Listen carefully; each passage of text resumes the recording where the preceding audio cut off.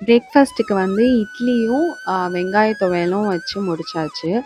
மாவு அரைக்கும்போதே நான் நோட் பண்ணேன். ரொம்ப நைஸா ரொம்ப நேரம் அரைய விட்டவும், கொஞ்சம் இட்லி லைட்டா கல்லு மாரி தான் இருந்தது. இருந்தாலும் பரவாயில்லன்னு சொல்லி மார்னிங் தானே அட்ஜஸ்ட் பண்ணி சாப்பிட்டு முடிச்சுட்டோம்.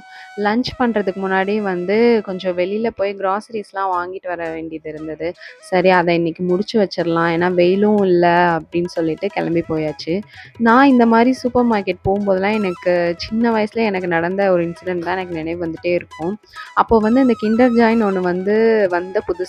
அது வந்து அப்போவே ரூ. 30. ஆனா அப்போ ரூ. 30னா ரொம்ப ஜாஸ்தியான விலை தான்.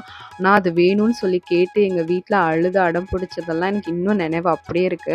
ஆனா இப்பல்லாம் அப்படி இல்ல. ஒரு குழந்தைங்க வந்து கொஞ்சம் அழுதாலும் அவங்களுக்கு கிடைச்சிருது. ஆனா அப்போ நான்லாம் சின்ன பிள்ளைல இருக்கப்போ எவ்வளோ அழுதாலும், "நீ 3 நாள் அழுதாலும் அழு. ஆனாலும் உனக்கு வந்து வாங்கி தர மாட்டோம்ன்னு" சொல்லி விட்டுர்றாங்க.